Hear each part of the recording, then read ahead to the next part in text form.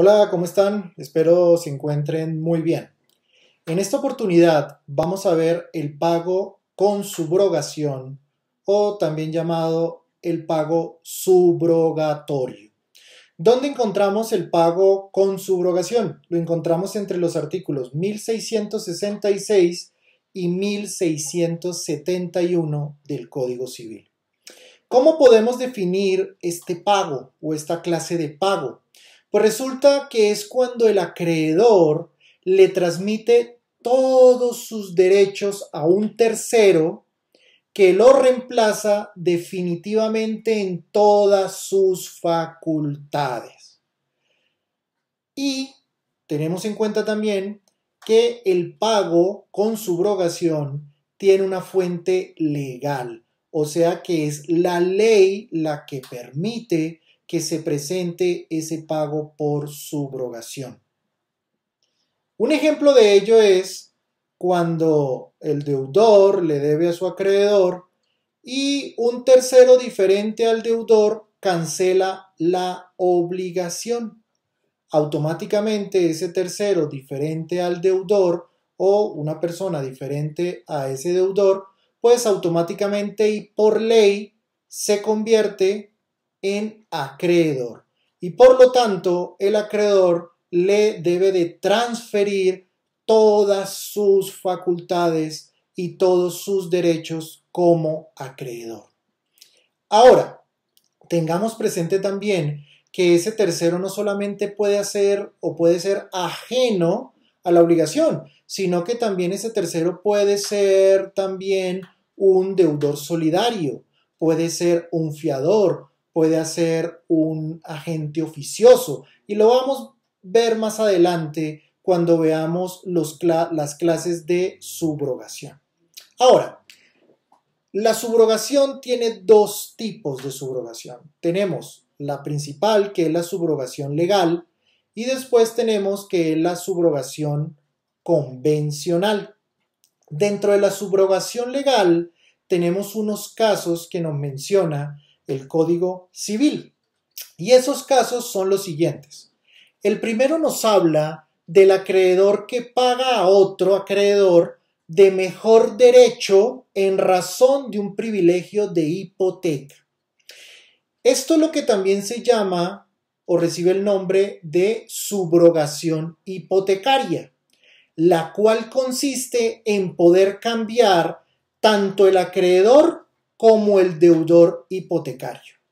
¿Qué ejemplo podemos dar para entender muy bien este caso? Pues es cuando el acreedor de la obligación le transfiere su derecho de crédito a un tercero para pagar una deuda. Esto significa que el acreedor de una obligación también puede ser deudor en otra obligación. Entonces, él, a fin de poder pagar esta obligación, el acreedor le transfiere sus derechos, le traspasa el crédito en calidad de pago a ese acreedor suyo y por lo tanto el acreedor deja de serlo y aparece un nuevo acreedor. Y a eso se le llama entonces una subrogación de carácter hipotecario. Recuerden que los acreedores en una obligación también pueden ser deudores en otra obligación y pueden utilizar ese derecho de crédito para transferirlos en calidad de pago y en ese instante aquel acreedor que recibe, vuelvo y repito, ese crédito se convierte en un nuevo acreedor por efecto mismo de la subrogación legal y es la ley la que otorga ese derecho, no se nos olvide. El segundo caso es cuando se compra un inmueble que está hipotecado. El comprador se convierte en el nuevo deudor y por lo tanto deberá pagar la obligación a los acreedores hipotecarios. Esto ocurre muy a menudo. Yo compro un bien inmueble y ese inmueble está o soporta una hipoteca. Al yo adquirir ese bien inmueble hipotecado, pues me convierto en el nuevo deudor y deberé responderle, o es mi obligación de responderle a los acreedores hipotecarios por el pago de la obligación. Recuerden que por el hecho de que un bien esté hipotecado, ¿cierto? O tenga una prenda, pero en este caso hablamos específicamente de los inmuebles, esté hipotecado, no significa que esté por fuera del comercio, no señor. Los bienes hipotecados pueden venderse, pueden enajenarse, y en este caso, o en este segundo caso, es el que nos desarrolla nuestro Código Civil. El tercer caso es cuando se paga una deuda y se encuentra solidariamente. Un ejemplo de ello es cuando un deudor solidario o codeudor paga toda la obligación. Tenemos 3 deudores solidarios y uno de ellos cancela toda la obligación. Pues automáticamente ese deudor solidario que ha cancelado toda la obligación se convierte en el nuevo acreedor. La obligación se extingue por efecto de la subrogación y entonces aparece un nuevo acreedor o surge un nuevo acreedor en calidad subrogatorio, que es aquel que ha cancelado toda la obligación. Y podrá entonces ese nuevo acreedor, es decir, ese anterior deudor solidario que ha cancelado toda la obligación, podrá cobrarles la deuda a los demás codeudores, pero deberá restar la porción que le corresponde.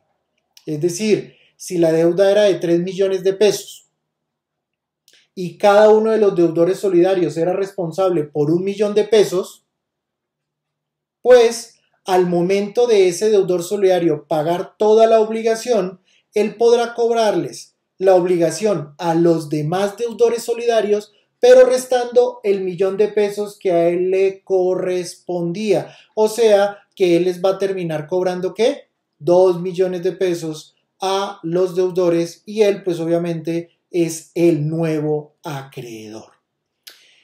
El siguiente caso, o cuarto caso, es muy parecido al anterior, al que acabamos de explicar, y hace alusión o se refiere cuando el heredero que paga con su propio dinero todas las deudas de la herencia, automáticamente se convierte en acreedor de los demás herederos e igualmente deberá restar la porción que le corresponde. 3 herederos heredan deudas de su papá. Por lo tanto, entonces, ellos al heredar deudas, pues heredan en calidad de ¿qué? De deudores. Y si uno de esos 3 deudores, ¿cierto? En virtud de la herencia de esos 3 hijos que heredan, por mencionar un caso, decide pagar toda la obligación, automáticamente él se convierte en acreedor de los demás herederos, pero deberá de restar la porción que a él le corresponde. El siguiente caso que tenemos, que nos trae el Código Civil, es del que paga una deuda ajena, es decir,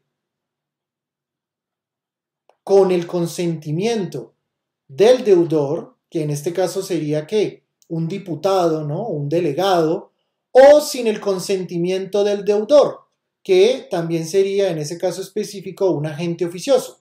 Si yo pago una deuda en calidad de tercero, una deuda ajena, sin el consentimiento del deudor, pues estoy actuando en calidad de agente oficioso. Pero si la pago con manifestación de la voluntad o con aceptación de ese deudor, pues estaré actuando en calidad de diputado o de apoderado. Así pues, entonces, la manifestación del consentimiento en este caso puede ser tácito o expreso. Y tenemos el último caso que nos trae el Código Civil de subrogación legal, que es cuando un tercero le presta dinero al deudor para pagar la obligación y se deja constancia de dicho préstamo en escritura pública. Y también se deja constancia en dicha escritura pública del pago o de la satisfacción de la deuda con el mismo dinero. Es un poco o puede ser un poco confuso, pero vamos a explicarlo mejor. ¿Por qué? Porque en este caso el tercero que presta el dinero se convierte eventualmente en acreedor o mejor aún se convierte en el nuevo acreedor, ya que el tercero hizo posible el pago de la obligación, quedando entonces obligado que el deudor a pagarle a ese tercero. Un ejemplo que podemos colocar es que Juan le compra una casa a Santiago, pero Francisco le presta el dinero a Juan para pagar la casa. Ese préstamo que realiza Francisco se deja constancia de dicho préstamo en la escritura pública. Un ejemplo, en la escritura pública de compraventa. Así Francisco se convierte en el nuevo acreedor de Juan, que Juan es el comprador, y eventualmente en un nuevo acreedor hipotecario.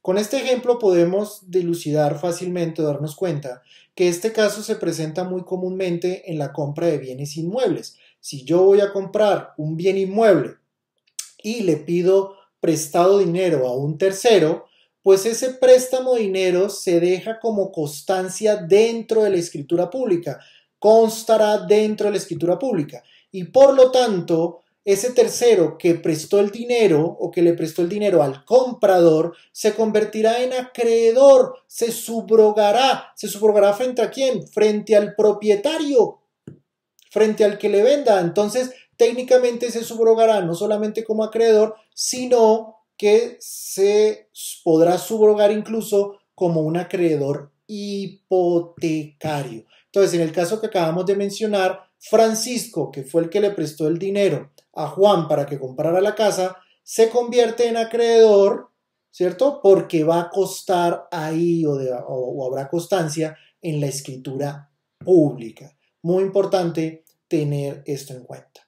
Ahora, habíamos mencionado que en principio el pago por subrogación era de carácter legal, claro, era por mandato de la ley que se genera y de allí los casos que acabamos de estudiar.